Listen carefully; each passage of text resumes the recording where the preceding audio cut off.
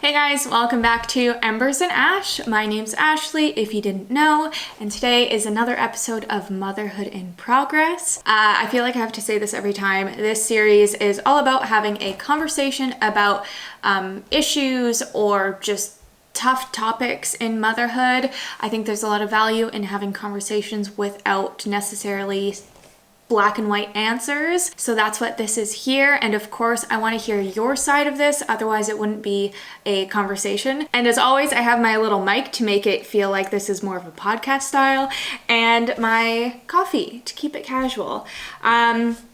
Today's topic is all about happiness in motherhood, or I guess parenthood, but you know, I'm a mother, so that's what I'm talking about.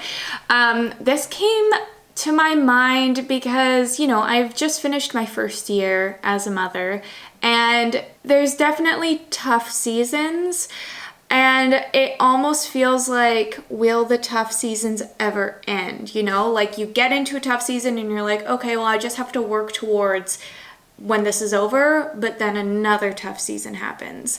And so I was just sitting wondering, like, does parenthood actually make you happy? Is it all it's cracked up to be? Or do people just say they love it because they're already in it and they need to convince themselves that they enjoy it? Yeah, so that's what we're going to be talking about today. As always, I'm going to be sharing my opinions, your opinions, and some research that I found. And same as the last episode, there were some things that I didn't expect. So I think you're going to learn something today. It was very insightful and really helpful for me preparing for this video. So I hope it can help you guys out. All right, let's get started.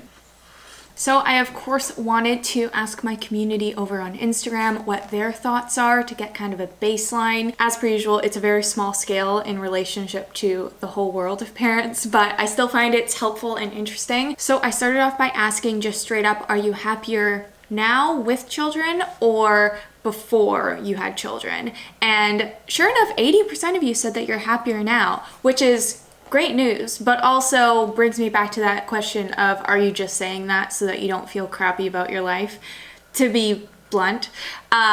Moving on. I then asked a more specific question of, do you miss the person you were before having kids? And 50% of you miss who you were before, which is sad, you know? Like, you would hope that having kids helps enrich your life, and that's what you're always told, but then to hear that so many people want to go back to before kids in a sense is a little disheartening. And then I also asked if people often second guess having kids, and I put the word often in there because I feel like in the worst moments some of us might second guess it, but if you're often second guessing having kids, I feel like that kind of signifies more. Anyways, 35% of you said that you often second guess having kids, which again is not great news. It's not a whole lot, it's not the majority, but it's still a lot of people when we're looking at like the majority of the population having kids, and 35% of them wish or maybe wish they didn't.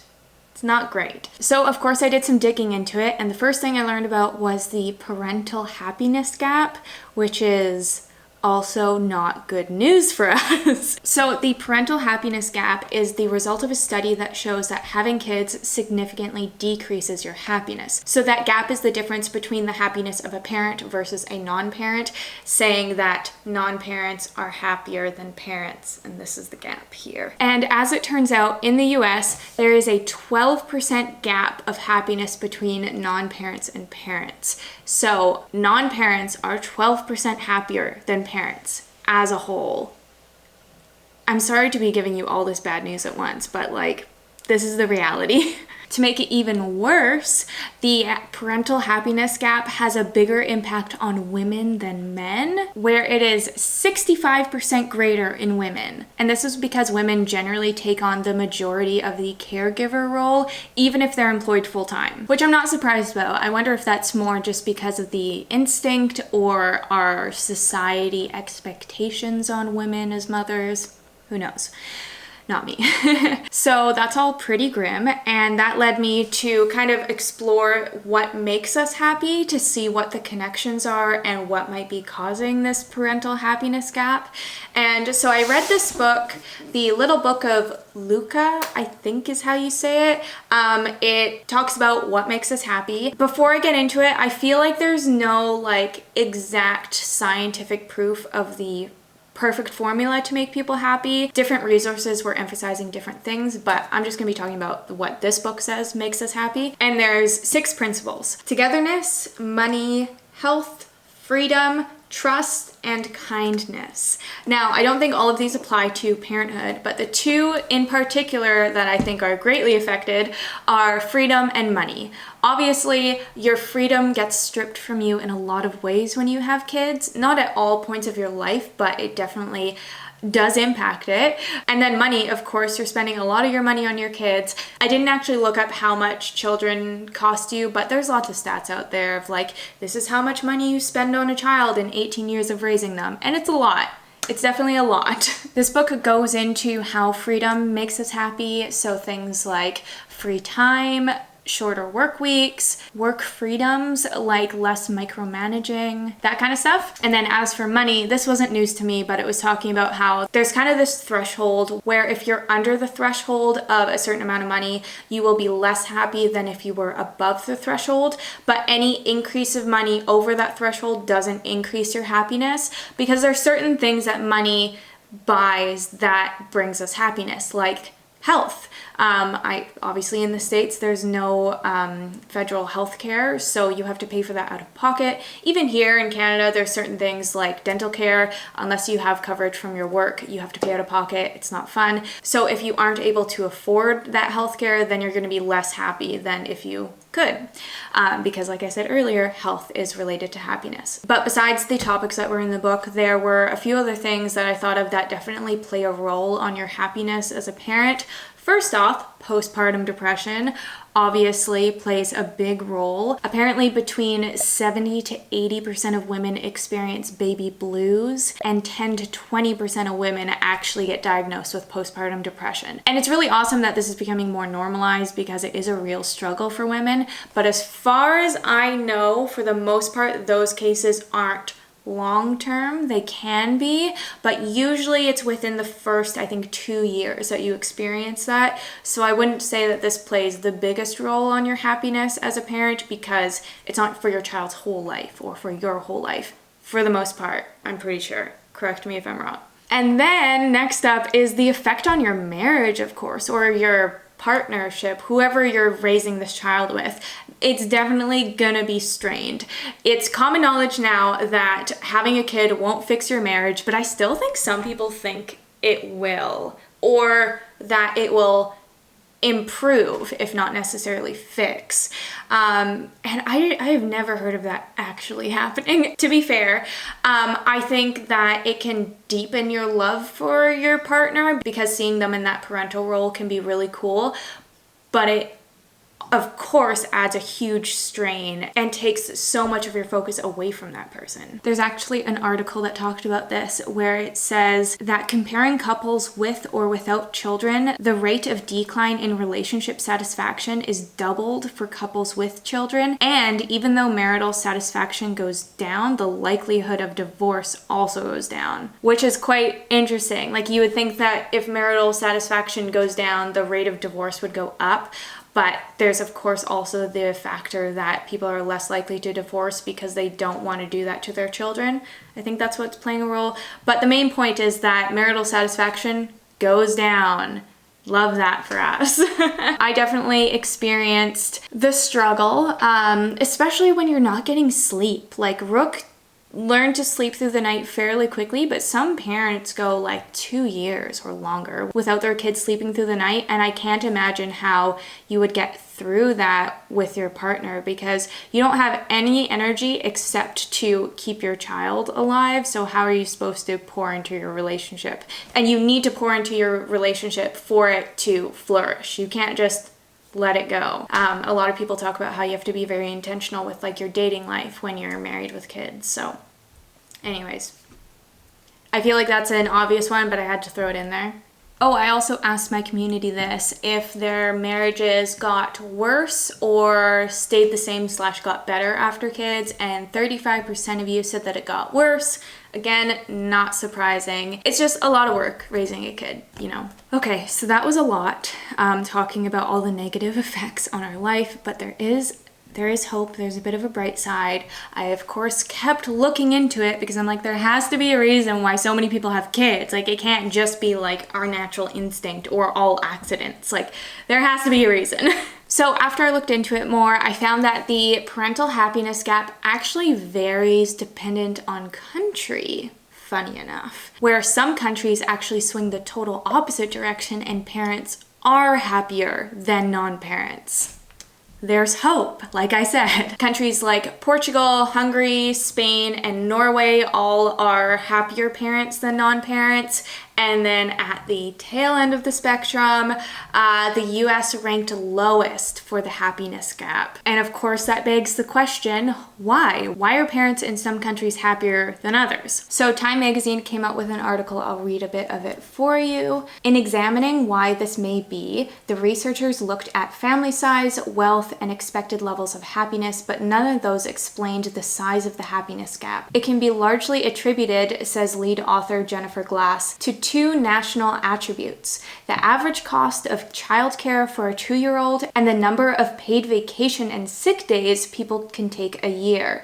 In the US, the former is way too high and the latter way too low. Very interesting.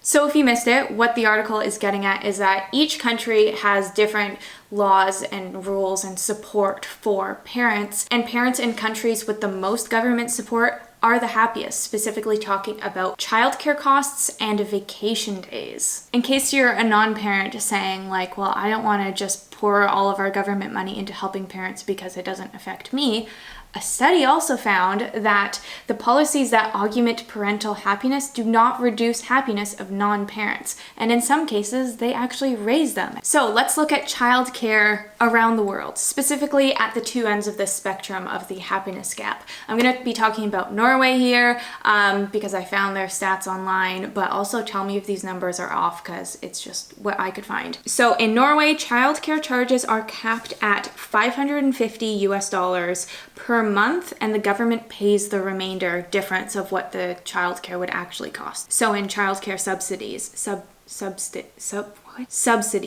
subsidies. Whereas the average cost for childcare in the US is closer to $1,300 a month. That is a huge jump.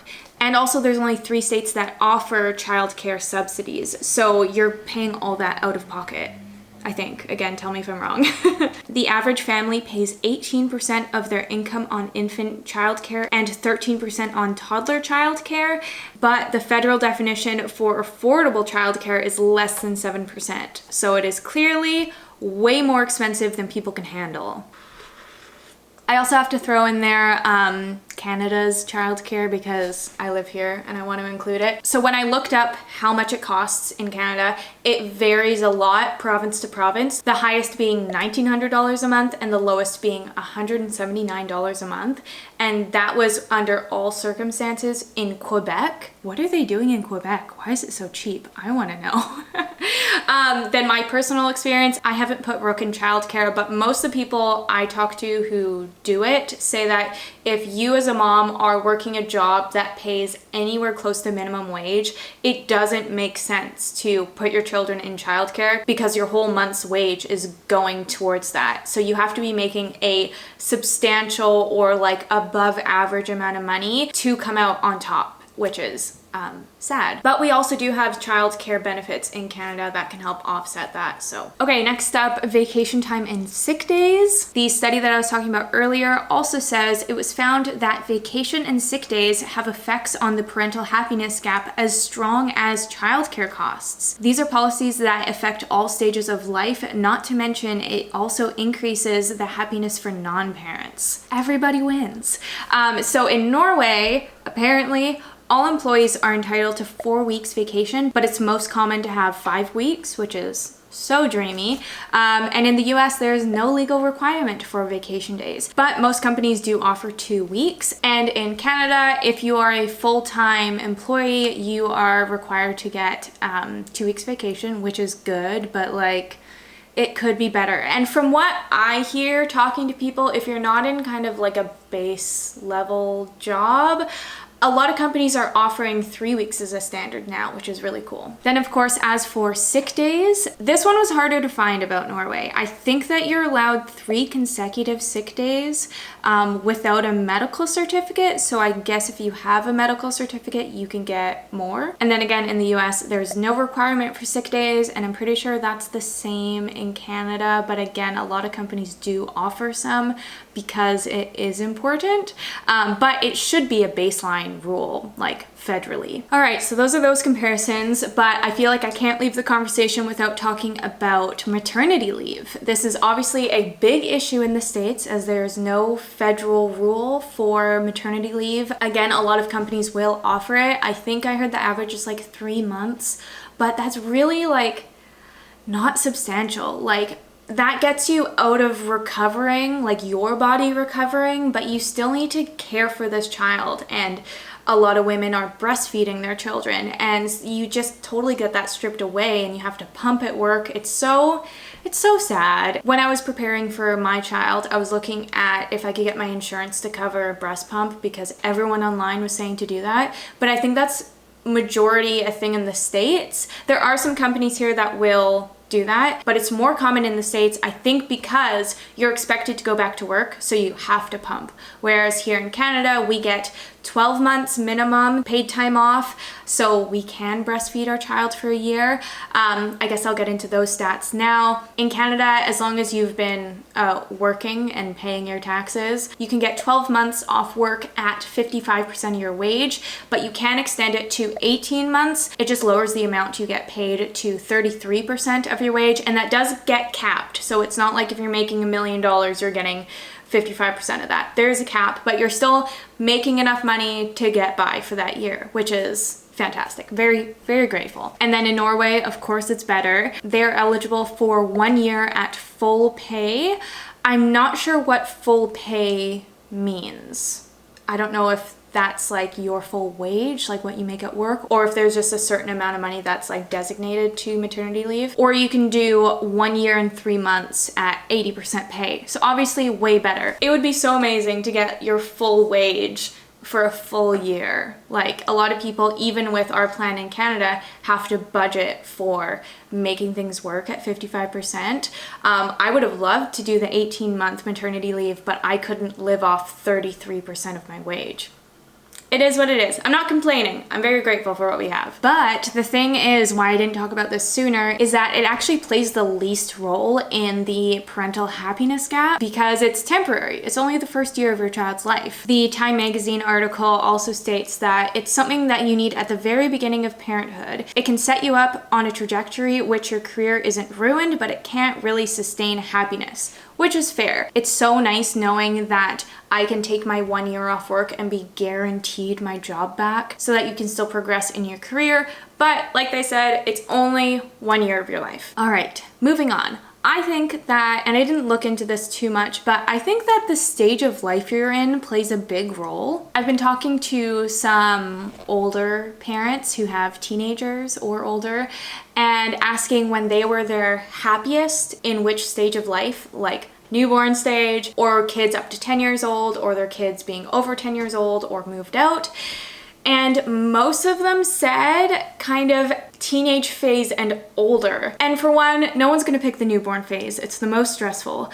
But also, when you look at when people typically have kids, it's usually between 20 and 35, which is a big gap, but still. And those are the toughest years of your life stability-wise, right? Like, you're finding your career, you're picking your path, you're finding a partner, you're hopefully slowly increasing your income every year. So of course, those are gonna be really stressful, and adding young children to that, it's not gonna be the easiest. Like, even right now myself, I feel like I'm in the grind and I'm waiting for my 30s to be stable, which stability isn't always what you should be striving for, or not what everyone wants, because it can be boring. Like, you know. But instability brings a lot of happiness because you probably have more freedoms and you have more money. So of course in your 30s, 40s, and I think this is steady too, those are usually people's happiest years, and that's usually when you have teenagers. So thought that was interesting. And then something else I found online was the difference between happiness in life versus happiness with life. And so of course I had to ask my community about this. I didn't know exactly how to phrase the question to get the most accurate result, but I ended up going with a 4-way question of, are you happy in your day-to-day,